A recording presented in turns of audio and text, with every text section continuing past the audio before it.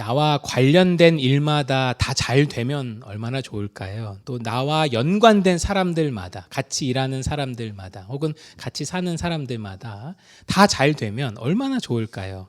내가 기획한 프로젝트마다 대박이 터지고, 내가 추천한 곳마다 수익이 나고, 내가 만나는 사람마다 나를 통해 좋은 영향을 받게 되면 얼마나 좋을까요? 심지어 가장 가까운 곳에서 나를 보고 자란 내 자식마다 이렇게 말한다면 얼마나 좋을까요? 엄마, 나도 열심히 공부해서 저들을 도울게요. 네? 얼마나 좋아요. 나와 연관된 사람들이 다 나를 통해서 너무나 귀한 복을 받고 또 영향력을, 좋은 영향력을 받는다면 얼마나 좋을까요? 생각해 보세요. 나와 관련된 것마다 다 복을 받는 거예요. 그럼 모든 사람들이 다 내 옆에 있고 싶어 할 겁니다. 특별히 같이 일하는, 동역하는 사람이라면 그런 사람과는 늘 붙어 있고 싶을 거예요. 그 사람 옆에만 있으면 다 잘 되니까. 제가 주 목사님을 보며 그런 생각을 하는 것처럼 말입니다. 그런데 오늘 본문에 바로 그런 사람이 나와요. 그런 사람이 나와요. 그 사람의 이름은 요셉입니다. 오늘 본문에는 형통이라는 말이 3번 나오는데 모두 요셉과 요셉이 한 일을 말할 때 사용되었습니다. 이 요셉을 설명하는데, 혹은 요셉이 한 일을 설명하는데 전부 다 형통이라는 말이 쓰여요. 특히 3절을 히브리어 원어로 읽으면 이런 뜻입니다. 그의 손이 닿는 무엇이든 하나님이 잘 되게 해주셨다. 그의 손이 닿는 무엇이든 하나님이 잘 되게 해주셨다는 겁니다. 부럽죠. 저도 제 손이 닿는 무엇이든 하나님이 잘 되게 해주시면 너무 좋겠다, 이런 생각을 합니다. 그러면 여러분 병도 빨리 낫고 여러분의 다른 어려움도 금방 해결되고 그러지 않을까, 이런 생각을 해봐요. 그래서 그런지 오늘 본문을 읽는데 한편으로는 기분이 찝찝합니다. 그렇죠? 나에게는 그런 형통이 없으니까요. 나에게는 그런 형통이 없으니까. 그럼 이 본문을 어떻게 읽어야 할까요? 저들을 위해 필요하니까 저에게 형통함을 주세요 라고 기도하면서 읽어야 할까요? 애초에 그렇게 다른 사람을 위하여 형통을 구하는 그 기도조차 귀하니 그것만으로도 대단한 거다라고 생각하면서 스스로를 위로하면 되는 걸까요? 그렇다면 오늘 본문은 도대체 어떤 의도로, 무슨 이야기를 하려고 요셉의 이런 형통을 이야기하고 있는 걸까요? 먼저 오늘 본문은 요셉의 하강 이야기, 그러니까 내려감의 이야기 중에 있는 본문입니다. 요셉은 자기 위로 10명의 형들이 있었는데 이 형들의 미움을 받아서 구덩이 아래로 내려가요. 떨어지게 됩니다. 첫 번째 하강이거든요. 그리고 애굽의 노예로 팔려가게 됩니다. 애굽으로 내려가면서 성경은 1절을 보면 그가 애굽에 내려갔다라고 되어 있어요. 계속해서 지금 내려가는 중입니다. 그의 하강은 어디까지일까요? 이 내려감 속에서 그는 보디발이라는 경호대장의 집에 노예로 들어가게 됩니다. 자, 그런데 여기서부터 반전이 시작돼요. 2절은 밑도 끝도 없이 갑자기 여호와께서 요셉과 함께 하셨다라는 말로 시작을 합니다. 이 여호와라는 말이 요셉의 이야기 중에 별로 등장하지 않는데 39장에 유독 여호와라는 말이 많이 나와요. 그리고 여호와께서 요셉과 함께 하셨다는 증거로서 어떤 일이 일어나는가 보니까 요셉이 하는 일마다 다 잘 됩니다. 엄청난 시각적인 증명이 있었다 이거예요. 요셉이 하는 일마다, 요셉이 손을 대는 것마다, 그의 손이 닿는 것마다 다 잘 되더라 이겁니다. 이것은 요셉의 능력으로 인해 된 일이 아니었습니다.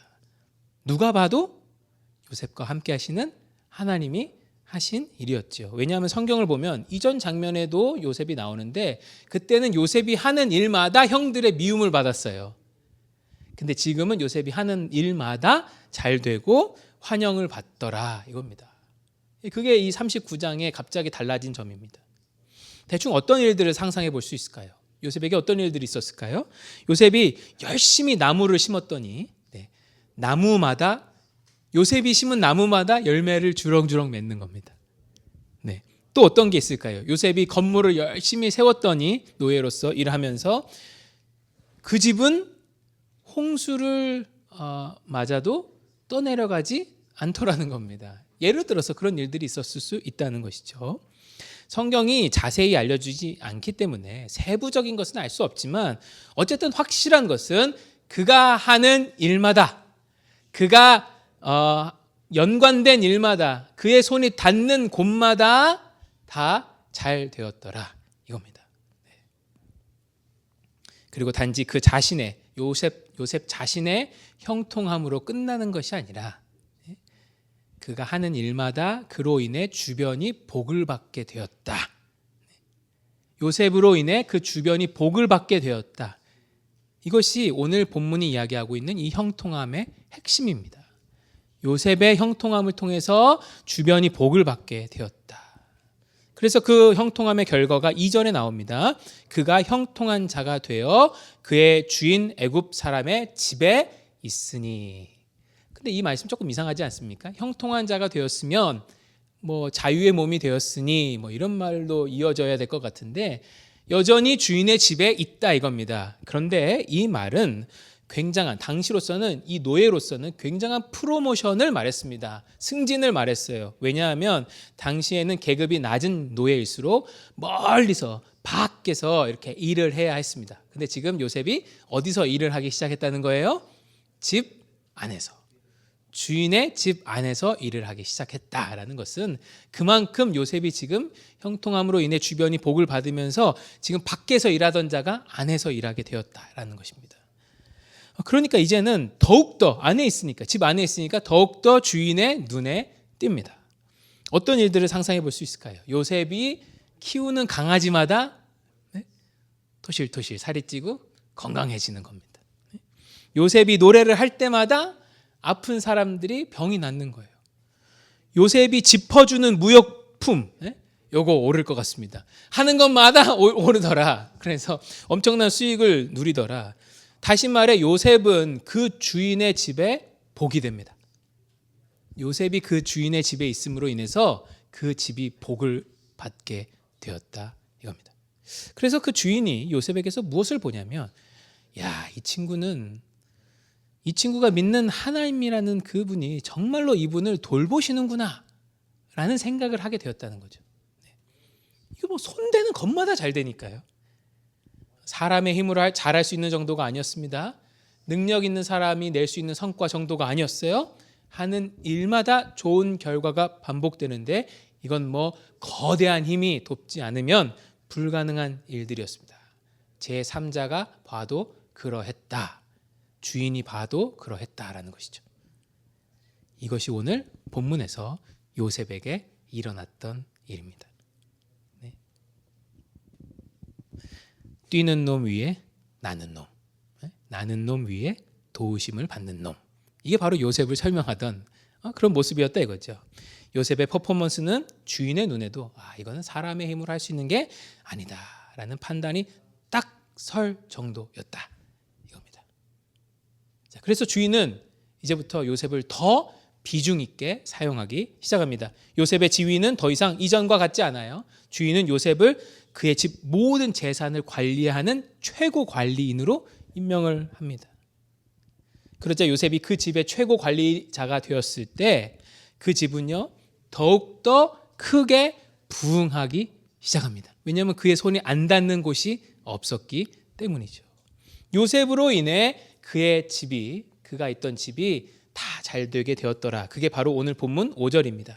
그가 요셉에게 자기의 집과 그의 모든 소유물을 주관하게 한 때부터 여호와께서 요셉을 위하여 그 애굽 사람의 집에 복을 내리심으로 여호와의 복이 그의 집과 밭에 있는 모든 소유에 미친지라. 이 복은 풍요의 복입니다.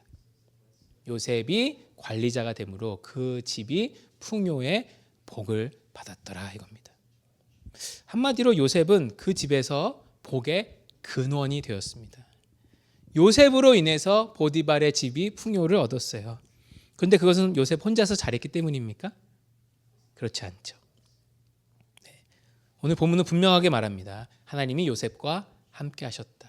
두 번이나 반복해서 말해요. 2절, 3절에서 반복해서 말합니다. 그건 하나님이 요셉과 함께 하셨기 때문이다. 그건 하나님이 요셉과 함께 하셨기 때문이다라는 분명한 이유를 말해주고 있습니다. 즉 요셉의 능력 때문만은 아니었다는 거죠. 하지만 이렇게 승승장구하면 어려움도 생기기 마련입니다.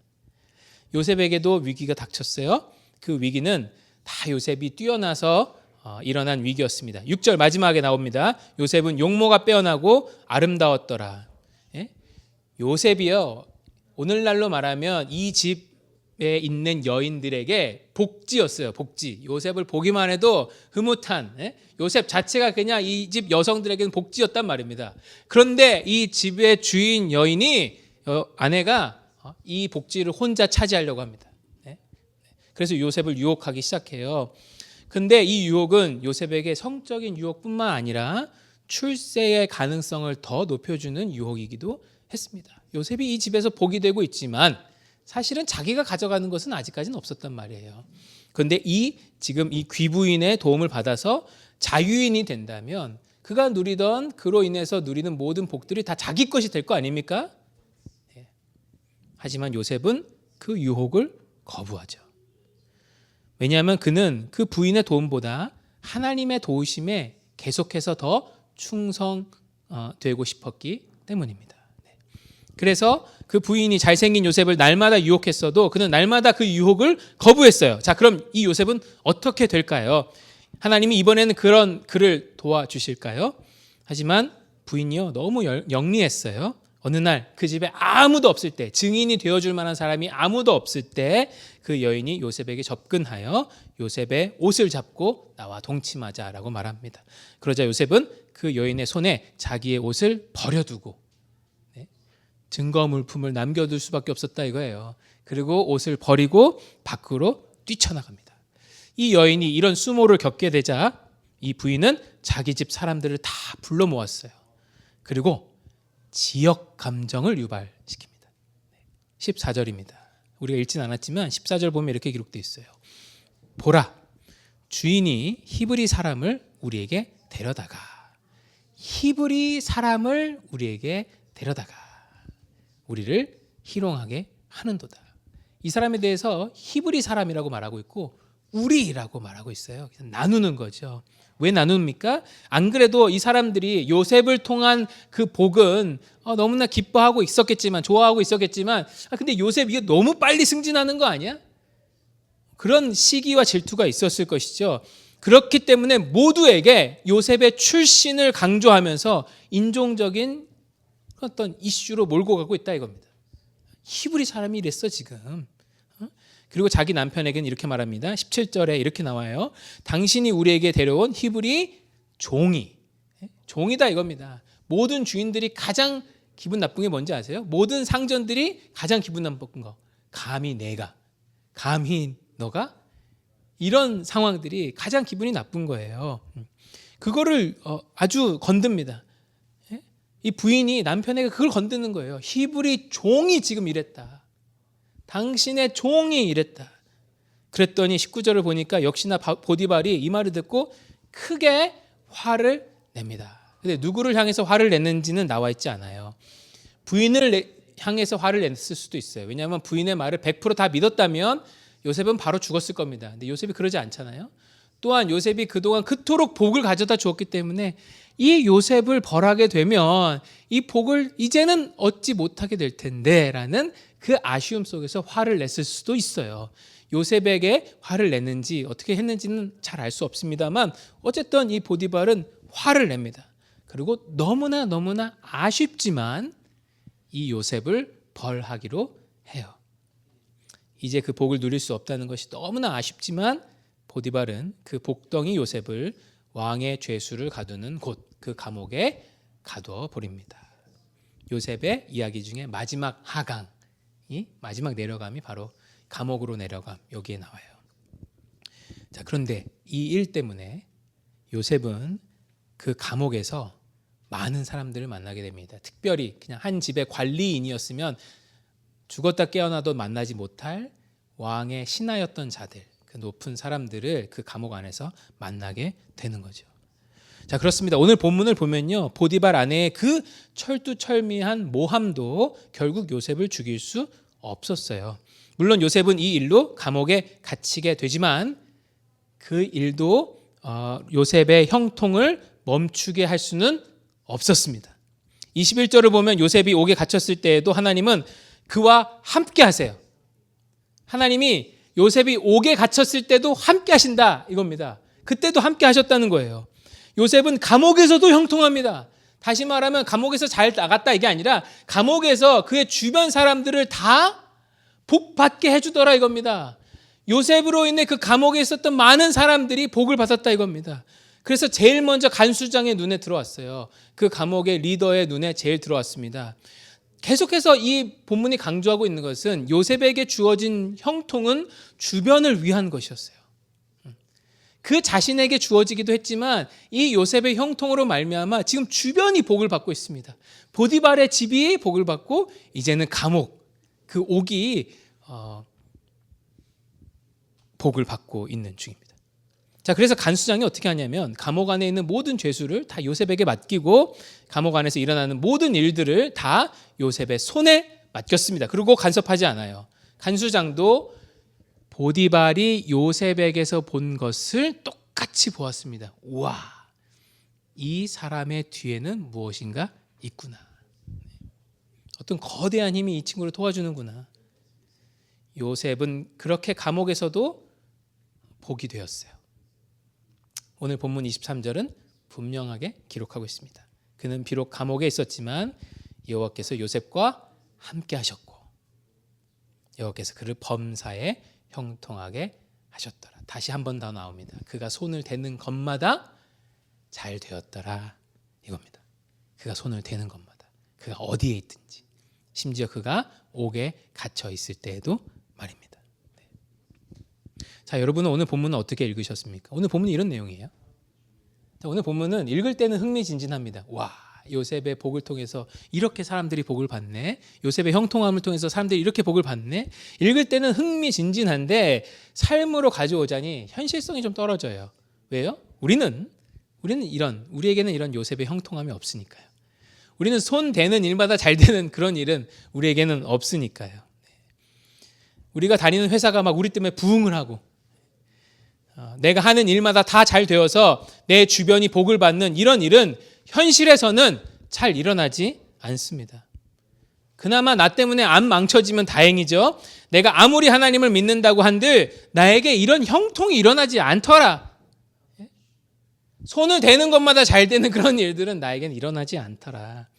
이겁니다. 그러면 오늘 이 본문을 어떻게 받아들여야 할까요? 그냥 요셉의 이야기로 끝나는 것일까요? 만약에 여기서 제가 여러분도 요셉처럼 형통할 수 있습니다. 여러분이 바라고 믿고 의심하지 않고 긍정의 힘으로 하면 형통할 수 있습니다 라고 말한다면 저는 여러분 잘 아시는 조엘 오스틴 같은 사람이 되는 겁니다. 네. 긍정의 힘, Your best life now, 잘 되는 나, Become a better you 같은 이런 책을 쓴 그런 분 같은 사람이 된다는 거예요. 그런 사람 같은 사람이 된다는 거예요. 그는 이렇게 말합니다. 바래라, 믿어라, 의심하지 마라. 너의 긍정에 힘이 있다. 너가 믿으면 그렇게 될 것이다. 이런 것을 흔히 형통복음이라고 합니다. 형통복음, prosperity gospel. 심지어 여기서 형통은 나로 인해 남들이 잘됨, 이걸 말하는 것도 아니고 나의 잘됨만을 말해요. 이런 말씀들이 인기가 있을까요, 여러분? 인기가 있습니다. 사실은 그게 우리가 하나님을 믿는 은밀한 이유였는데 대놓고 말해주니까 인기가 있는 겁니다. 그래서 지금도 미국에서 가장 큰 교회는 2007년도부터 쭉 조엘 오스틴이 심호하는 레이크우드 철치였어요. 형통복음의 교회. 근데 이런 형통복음은요 무척 위험합니다. 왜요? 왜냐하면 우리는 늘 형통할 수 없기 때문이죠. 그러면 우리는 무엇을 의심해요? 하나님이 우리와 함께 하시지 않는구나를 의심해요. 형통함의 결과 때문에 우리가 하나님을 믿었었는데 형통하지 않으면 하나님을 못 믿게 된다는 것입니다. 그때부터 이런 의심이 들기 시작해요. 하나님이 나와 함께 하시는 건 맞으신가? 그러면요 그리스도께서 십자가 위에서 죽으심으로 이루신 게 뭐예요? 내가 너와 항상 함께 하겠다는 약속인데 그게 지금 그 약속이 뭐 때문에 흔들리는 거예요? 나의 형통의 없음 때문에, 형통 없음 때문에 그게 흔들린다는 말이에요. 그 무한한 진리가 단순히 나에게 형통 없음 때문에 흔들린다는 겁니다. 그게 형통복음의 정말 그런 어떤 아쉬운 점이죠. 그렇다면 우리는 이 본문을 어떻게 받아들여야 될까요? 우리가 이 본문을 어떻게 받아들여야 될까요? 자, 이거는 요셉의 그냥 형통 이야기도 아니고 형통 복음의 근거 본문도 아니라면 그러면 오늘은 이 말씀을 우리는 어떻게 받아들여야 할까요? 자, 지금부터 잠시 동안 제 이야기 한번 귀 기울여 보십시오. 요셉은 복의 근원이 되었지만 그의 복은 제한적이었습니다. 그것은 물질의 풍요, 조직의 부흥이 전부였어요. 요셉의 형통, 또 그로 인해 그 주변이 받은 복은 물질의 풍요, 조직의 부흥, 뭐 이런 게 전부였습니다. 그러나 하나님은 요셉을 통해서 무엇인가를 하나 분명하게 말씀하고 계세요. 그것은 뭐냐면, 이 한 사람을 통해 어떻게 주변이 복을 받을 수 있는가? 한 사람을 통해 어떻게 주변이 복을 받을 수 있는가? 이것을 설명하고 계십니다. 너무나 뚜렷한 시각적인 효과로서 풍요라고 보여지는 그 복을 통해서 이 한 사람을 통해서 얼마나 그 주변이 복을 받을 수 있는가, 이것을 지금 이 성경은 말해주고 있어요. 자, 그러면서 예전에 이 요셉 전에 하나님께서 아브라함과 이미 약속하셨거든요. 내가 너를 통해서 복의 근원이 되게 하겠다. 너를 복의 근원이 되게 하겠다. 너를 통해서 주변이 복받게 하겠다라고 아브라함과 약속하셨어요. 그 약속이 조금씩 이런 거구나라는 것을 보여주고 있는 장면입니다. 그러면서 아직 요셉 때까지만 해도 이 약속이, 이 복이 완전히 다 이루어진 게 아니었어요. 보여진 게 아니었어요. 다시 말하면 이 요셉으로 인해서 주변이 받은 복은요, 그 나중에 그 주변이 받게 될 더 크고 영원한 복의 예고편이었더라 이겁니다. 예고편. 나중에 이 한 사람으로 인해 받게 될 엄청난 그 영원한 복의 예고편, 본편이 아니라 예고편이었더라 이거예요. 사실 그런 면에서 오늘 본문은 나중에 장차 오실 누군가의 모습을 너무나 많이 닮았어요. 누굴까요? 나중에 장차 오실 예수 그리스도의 모습을 너무나 닮았습니다. 하나님께서 요셉을 통해 이 한 사람을 통해 어떻게 복이 흘러가는가를 보여주시는 것처럼 나중에 예수님을 통해서 그 완전한 복이, 단순히 풍요로 그치는 복이 아니라 완전한 복이 어떻게 흘러넘치게 되는가를 지금 미리 보여주고 계시는 예고편 같은 거예요. 어떤 면에서 그렇죠? 요셉이 이집트의 종으로 끌려온 것처럼 예수님도 우리가 살고 있는 이 땅에 종으로 오십니다. 전지전능하신 하나님이 그 하나님의 아들이신 그분이 이 땅에 사람의 모습으로 오세요.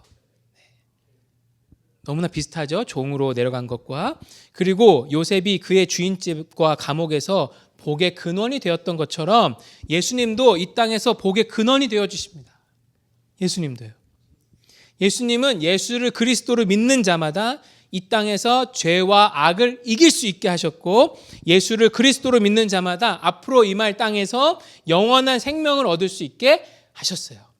이것이 예수님께서 우리에게 주신 그 완성된 복입니다. 그 풍요의 복은 절대로 줄 수 없는 더 큰 복, 뭐예요? 이 땅에서 죄와 악을 이길 수 있게 하셨고, 장차 임할 이 땅에서 영원한 생명을 갖고 살 수 있게 해주셨어요. 다시 말해 그를 믿는 모두에게 예수님은 새로운 나라를 약속하십니다. 악의 권세가 아니라 하나님이 주인이 되셔서 다스리시는 하나님의 나라, 영원한 생명과 영원한 행복이 있는 그 나라, 우린 그 나라를 하나님 나라라고 부르는데, 예수님 오셔서 그 하나님 나라를 소개하신 겁니다. 시작되었다라고 말씀하신 겁니다. 내가 그 나라의 왕이다라고 말씀하신 겁니다. 그리고 그 나라가 시작되었고 너희가 경험할 수 있다. 그리고 나중에 완전하게 경험하게 될 것이다 라고 예수님 오셔서 우리에게 말씀하셨다 이겁니다. 네. 약속하신 것이죠. 일찍이 하나님은 창세기 12장에서 아브라함과 분명히 약속하셨어요. 내가 너를 복의 근원이 되게 하겠다. 내가 너를 복의 근원이 되게 하겠다. 그 약속은 아브라함의 자손으로 오실 예수님에게서 완성됩니다. 완성. 자, 그렇다면 요셉은 그 약속이 성취되는 과정 가운데 있었던 사람이에요. 중간에 아브라함과 예수님 사이에. 그러면서 이 약속이 어떻게 성취될지, 이 복이 어떤 모습일지 그런 것들을 미리 보여주고 있는 예고편 같은 역할을 지금 요셉이 하고 있는 것입니다. 그래서 하나님께서 요셉을 통해 보여주신 것이 무엇이냐면 요셉을 통해서 그가 속한 곳마다 복을 받게 될 것이다. 그 한 사람을 통해서 복을 받게 될 것이다 라는 그 예고편을 지금 요셉을 통해서 보여주고 계시죠. 자, 하지만 하나님께서 요셉을 통해 보여주신 것은 부분적인 성취일 뿐입니다. 이게 다가 아니에요. 부분을 보여주신 겁니다. 하나님의 약속은 그리스도 안에서 완성되는 거예요. 자, 이 예고편에 얽매이면 본편의 풍성함을 볼 수가 없습니다.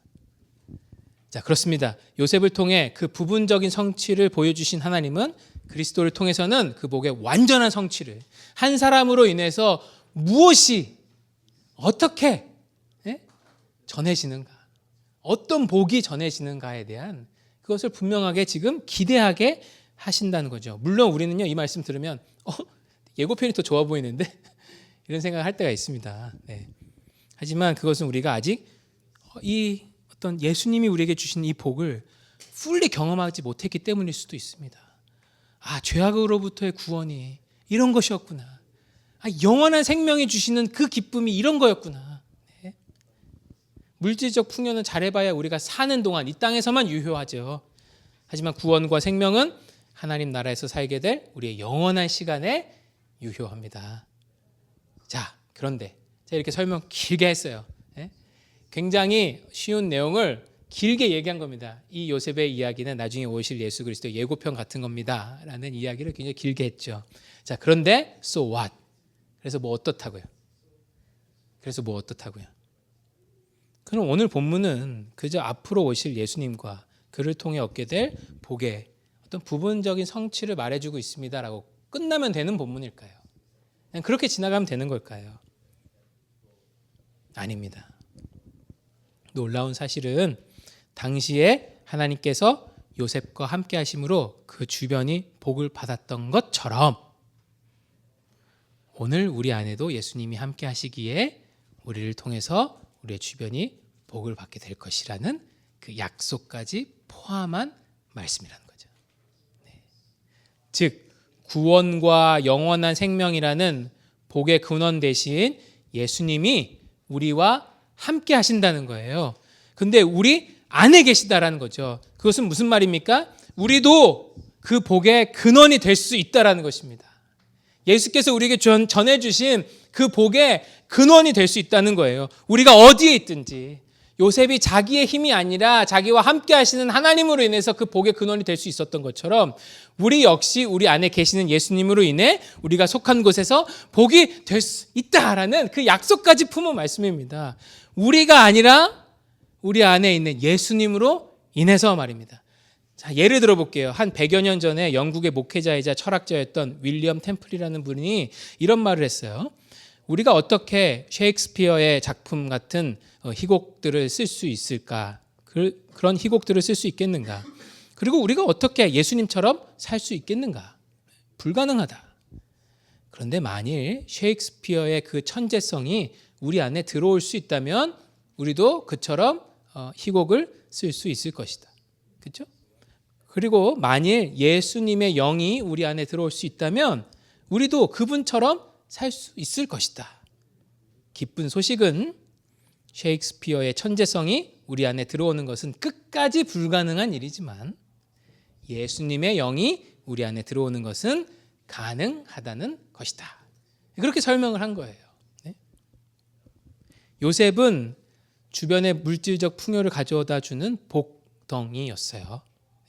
하지만 우리는 누굽니까? 우린 누구예요? 우리는 요셉보다 훨씬 더 위대한 형통을 가진 자들입니다. 요셉보다 훨씬 더 위대한 복을 가진 자들입니다. 왜요? 우리 안에 예수 그리스도가 있으시기 때문입니다.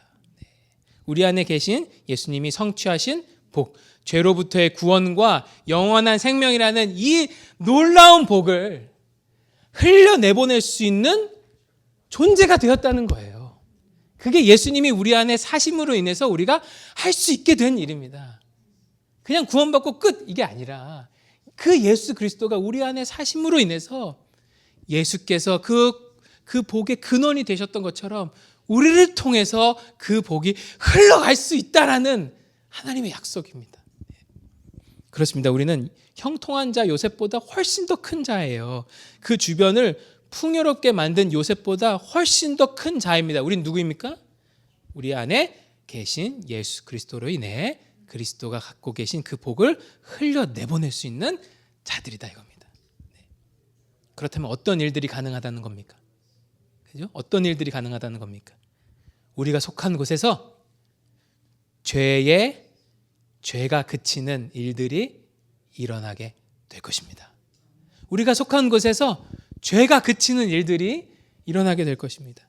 우리가 속한 곳에서 불의가 그치는 일들이 생기게 될 것입니다. 우리가 속한 곳에 그리스도가 주시는 참 평안이 일어날 것입니다. 우리가 속한 곳에 사람과 사람 사이에 화평이 생기게 될 것이고요. 하나님과 사람 사이에 화평이 생길 것입니다. 우리가 속한 곳에 그 무엇도 빼앗을 수 없는 참 기쁨이 일어나게 될 것입니다. 여러분 이게 가능해졌다는 거예요. 어떻게 해요? 우리 안에 계신 예수 그리스도로 인해서요. 우리 안에 계신 예수 그리스도로 인해 우리가 할 수 있는 일이 아니라 우리 안에 있는 예수 그리스도께서 하시는 일들이다 이겁니다.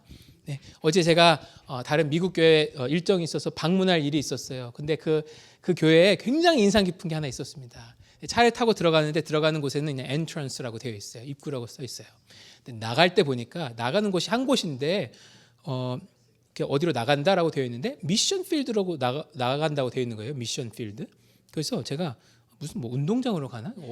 아웃이 어디지? 어디로 나가는 거지? 밖으로 어디로 나가는지 거지? 가만히 생각해 보니까 선교 현장으로 나간다라는 말이구나. 이곳 교회 이 울타리에서 벗어나면서 이제 우리가 있어야 할 곳으로 간다. 선교의 현장으로 간다. 그 미션 필드로 나간다라는 말이구나. 라는 게 딱 와닿은 거예요. 너무 좋더라고요. 우리는 이곳에 나갈 때 우리는 이곳에 나가면서 만나는 사람들을 주목하게 될 것입니다. 그 사람들이 누구예요? 우리가 복을 흘러내보내 그 복을 받게 될 사람들입니다. 우리가 만나게 될 가족, 우리의 친구들, 우리의 직장 동료들, 우리가 만나게 될 모든 곳, 우리가 속하게 될 모든 곳, 심지어 이 교회까지 미션 필드라는 거예요. 예수님이 우리 안에 계시기 때문에 그것이 가능하다는 것입니다. 자, 그러면 우리가 이런 의심이 들 수 있죠. 예수님 정말 우리 안에 계시는 거 맞아요? 정말로 우리가 그 일들을 행할 수 있는 거 맞아요? 예수님은 제자들을 보내시며 어마어마한 약속을 하십니다. 우리 예수님이 이런 말씀하세요. 마태복음 가장 마지막 말씀인데 28장 20절 말씀입니다. 볼지어다. 얼마나 자신 있으시면 예수님 말씀하세요. 볼지어다.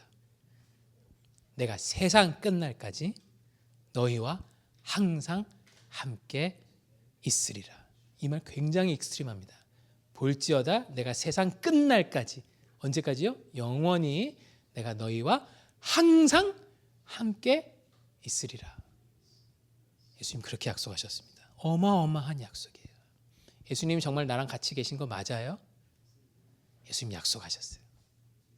근데 그렇게 약속하셔서도 우리가 막 흔들릴 수가 있습니다. 예수님 정말 함께 계신 거 맞아요? 막 흔들릴 수 있어요. 근데 그때마다 예수님이요, 우리의 유일한 중보자 되신 우리를 위하여 기도하시는 예수님이 이렇게 기도하십니다. 에베소서 3장 17절 말씀이에요. 믿음으로 말미암아 그리스도께서 너희 마음에 계시게 하시옵고. 이 기도는 사도 바울이 에베소 교회를 향하여 한 기도예요. 동일하게 예수 그리스도께서 우리를 위하여 기도하고 계십니다. 믿음으로 말미암아 그리스도께서 너희 마음에 계시기를 원한다. 이 말씀이 그저 머릿속의 지식으로 끝나지 않았으면 좋겠어요. 예수님이 나와 함께 하시는구나. 이 진리가 그냥 머릿속의 진리로 끝나지 않았으면 좋겠습니다. 여러분, 우리는 너무나 귀한 걸 가지고 있는 사람들이에요. 어마어마한 걸 가지고 있는 사람들이에요. 그 무엇과도 바꿀 수 없는 것을 가지고 있는 사람들이에요. 대단한 사람들입니다. 그 예수께서 떠나지 않겠다고 말씀하셨기 때문에. 우리가 어떻게 뭐 좀 잘못한다고 예수님 떠나가시고 그런 거 아니라 이겁니다. 내가 끝까지 항상 너희와 함께 하겠다 말씀하셨어요. 그 약속으로 함께 하시는 예수님입니다. 어마어마한 것을 품고 사는 사람들이에요. 요셉보다 위대한 일을 할 수 있습니다.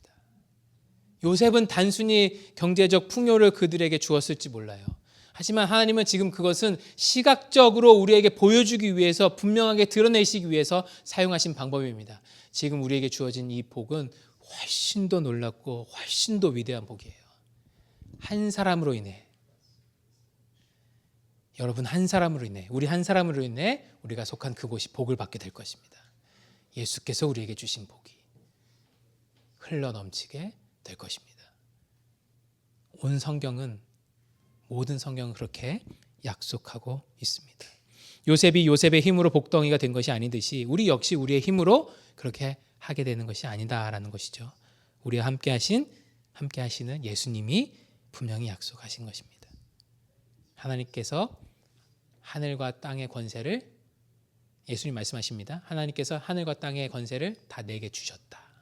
제가 자주 말씀드리죠. 우리가 준비되었기 때문에 우리가 나갈 수 있는 게 아닙니다. 우리가 준비되었기 때문에 미션 필드로 나갈 수 있는 게 아닙니다. 우리가 준비되었기 때문에 누군가를 섬길 수 있는 게 아니에요. 예수님 말씀하십니다. 하나님께서 하늘과 땅의 권세를 다 내게 주셨다. 그러므로 너희는 가라. 너희가 준비되었기 때문에 내가 너희를 보낸다가 아니라 내가 준비되었기 때문에 너희를 보낸다. 이게 예수님의 말씀이에요. 그 예수님이 우리와 함께 하십니다. 그 준비되신 예수님이 우리와 함께 하십니다. 하늘과 땅의 권세를 부여받으신 예수 그리스도께서 우리와 함께 하십니다. 그리고 우리를 통하여 예수께서 모든 복을 흘러넘치게 하실 것이다 약속하고 계신 거예요. 우리는 그런 존재들입니다. 우리는 그런 사람들이에요. 하지만 우리는 어떻습니까? 우리는 종이라는 신분을 탓합니다. 우리는 감옥이라는 장소를 탓하죠. 우리는 마이너리티라는 신분을 탓합니다. 우리는 문화라는 환경을, 장소를 탓하죠. 우리는 우리의 성격과 은사를 탓합니다. 우리는 도시를 탓해요. 우리는 시간 없음을 탓합니다. 우리는 물리적 거리를 탓합니다. 우리는 믿음이 약하고 체험이 없었음을 탓합니다. 우리는 상대방을 탓합니다. 우리는 교회를 탓합니다. 우리는 직장을 탓하고 학교를 탓해요. 우리는 우리가 부름받은 곳에서 복의 근원이 될 마음보다 더 좋은 곳에서 복을 흡수하는 자로 살고 싶어 합니다. 잘 들으세요. 우리는 복의 근원이 되는 삶보다 복을 흡수하는 삶을 살고 싶어 해요. 그것이 우리의 모습입니다. 하나님이 우리에게 주신 사명은 놀라운 사명인데, 우리에게 주신 이 예수님은 어마어마한 것인데, 우리는 그것을 자주 잊고 복의 근원이 되기보다 더 좋은 곳에서 복을 흡수하고자 하는 것이 우리의 모습이죠. 하지만 예수님이 우리와 함께 하신다는 것은 어떤 의미겠습니까? 우리는 그 모든 제약을 뛰어넘어서 내가 안 된다. 당연하죠. 내가 가진 것으로는 안 돼요. 근데 우리 안에 누가 계십니까? 예수님이 계시죠. 그 예수님으로 인해 어디서든 복이 될 수 있다라는 것을 오늘 본문은 거기까지 말해주고 있습니다. 단지 요셉의 형통, 혹은 요셉처럼 되면 기도하면 형통할 수 있습니다라는 형통복음, 뭐 그런 얘기를 하려는 게 아니에요. 한 분으로 인해 이런 복이 일어나게 될 것이다. 한 분으로 인해 이런 복이 임하게 될 것이다. 너희는 보게 될 것이다. 그리고 우리가 보지 않았습니까? 그리고 그분으로 말미암아 우리 역시 우리 주변에 복이 될 수 있을 것이다라는 그 약속을 구약에서부터 이미 지금 하고 계신 겁니다. 여러분, 우리는 겨우 형통만을 흘려내보낼 수 있었던 그 요셉보다 훨씬 더 엄청난 자들이에요. 그러니까 그 자녀를 우리에게 맡겨주신 이유가 있습니다. 우리가 그에게 복이 되라고. 여러분, 그 사람을 우리에게 맡겨주신 이유가 있습니다. 우리가 그 사람에게 복이 되라고. 우리에게 이 지역을 맡겨주신 이유가 있어요. 우리에게 이 지역에 복이 되라고. 여러분, 우리에게 복음을 주신 이유가 있습니다. 우리가 만나는 사람들에게 복이 되라고. 근데 그게 어떻게 할 수 있는 거예요? 우리 힘으로 할 수 있는 겁니까? 아니라는 거예요. 우리 안에 있는 예수 그리스도로 인해서 할 수 있게 된 일이다 이겁니다. 우리로 인해 우리에게 맡겨진 사람들이 복될 수 있습니다. 아까 제가 처음에 그렇게 말씀드렸어요. 내가 만나는 사람마다 복을 받게 될 수 있다면 얼마나 좋을까요? 근데 하나님이 이미 우리에게 그것이 가능하게 해주셨습니다. 예수 그리스도를 통해서요.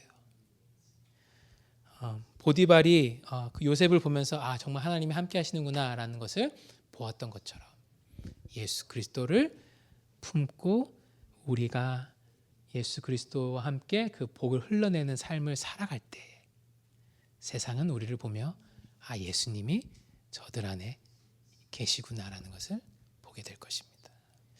우리가 언제까지 우리에게 주어진 이 놀라운 복을 숨기고 살아가야겠습니까? 우리가 언제까지 우리 안에 숨겨진 이것을 꽁꽁 감추고 있어야겠어요?